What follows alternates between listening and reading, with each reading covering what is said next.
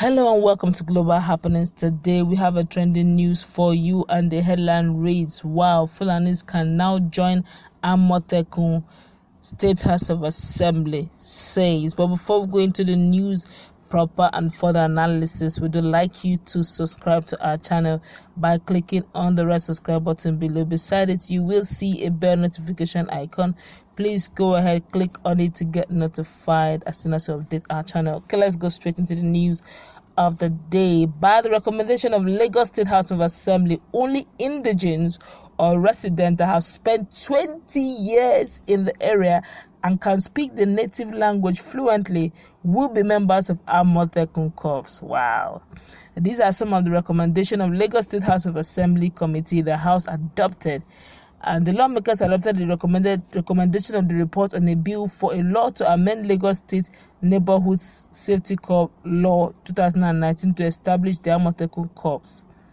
Well, the committee have said this, that the creation a new section to cater for the technical training of the corps, and also consideration should be given to uneducated hunters and other skilled members of the community. According to him, the corps also should be able to collaborate and cooperate with security agencies in other states of the federation. That the law should prohibit the use or employment of Amotekun corps by any person or authority for political or personal use. There should also be proper designation and clarification of Amotekun symbol, and it is important to provide for insurance or other compensatory schemes for the corps. The committee of the Assembly made the following recommendation: that the title be redrafted as Lagos State Neighborhood Safety Corps and Amotekun Corps. Amendment Law 2020, that the logo of Amotekun shall remain the leopard and not the cheetah. That the recruitment into the Amotekun of the agency shall be open to indigenes of the communities where they seek to serve, or to residents who have spent not less than 20 years in the community and understand the native language, among others. Contributing Nohim Adams observed that Section 34 subsection 7, which states that the Amotekun Corps members Corps commanders' appointment for a term of 4 years and subject to confirmation of the House of Assembly, should be made 5 years. Meanwhile, the Speaker of the House of Assembly, Mr. Madushiru Obasa, assured that all necessary corrections made will be taken into consideration. Therefore, the House adopts the recommendation as a resolution of the House. All right, you have heard what they have said. It means that if you are in Lagos and you were born, buttered, groomed in Lagos, for instance, you understand the language very well, and you are above 20. Why not? Even if you're not, like what we say, an indigene of that state, for instance, maybe your parents came down to Lagos for some sort of business or for school, and you were born there, or you went there when you were 5. Now you are 25, or you are 26.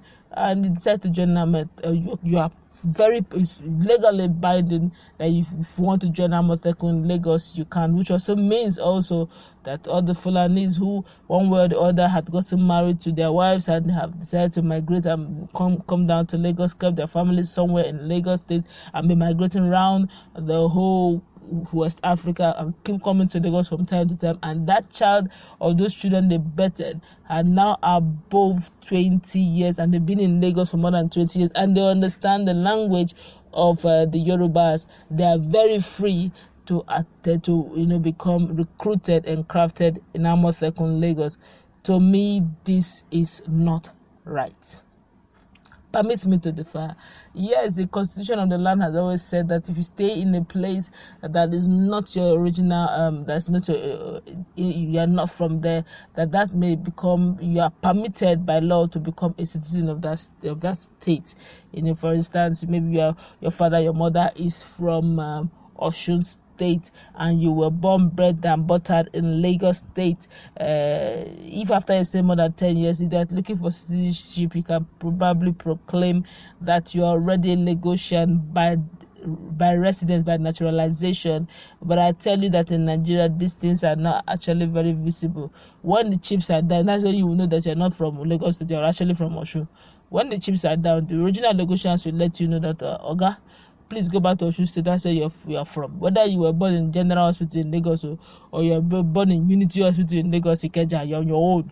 The truth of the matter is, where is your father and mother from? That's your state of origin, my friend. Go and meet your father and mother. That's your state of origin. You don't claim to be a Lagosian. I feel that if it's not right at the birth of Amotekun to begin to allow those who are not original indigenes of that state to, be partakers, whether you like it or yes.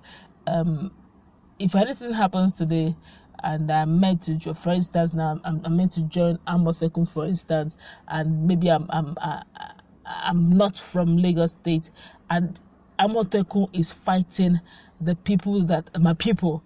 You honestly think I would, fight against my people? I won't. If I can't openly fight, against Amotekun, I will give my people the intels that will help them defend themselves or fight back Amotekun, even though I'm in Amotekun. And that makes me a mole. That makes me an enemy within.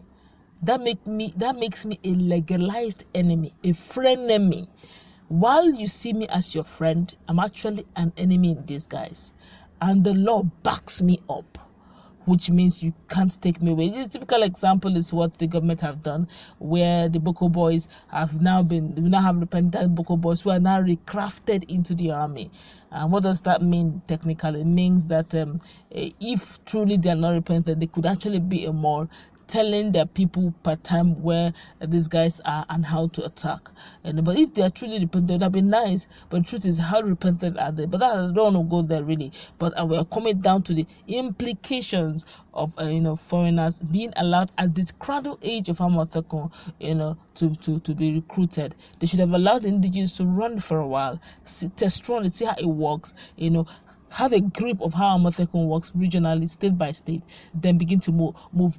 For you to be allowing Fulanis or any other tribe, to come into Amotekun at this cradle level. Because if it's backed up, if these recommendations are put into law and it's amended, it's backed up by law, then why not? All it takes now is for you to, if there are no Fulanis, but I actually know that a lot of Fulanis, a lot of them have been in the neighborhood for a very, very long time. Just that, some of them have stayed low key for a while. But by the time the law of the land is permissive, why not? If not, they will begin to tender one date of birth. They will give you date of birth, affidavit of date of birth sworn with the day, the year they were born, what hospital, if there was any hospital they were betted into, which hospital they were betted, and the year, and if it's within 20 years and you can see that they can speak the language, why not? If not, so, but I feel you should have make it strictly indigenous. What I mean by strictly indigenous, strictly for the people of the Yorubas, strictly.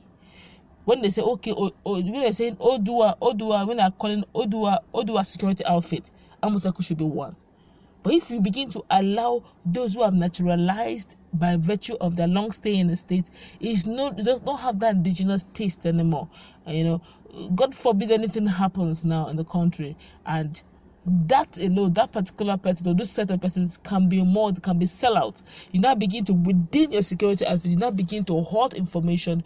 You now begin to find it difficult to disseminate information the way it ought to move, because you're scared that there are more within you don't trust, because it has to do with regionality now. But I feel at this cradle age, every information there should be a free flow of information throughout every state and region, so that everyone will have a feel, and know what to do per time. Not now where the thing has not even tested, they've not even had the feel of how Amotekun should move, and you're beginning to bring in that part of the law.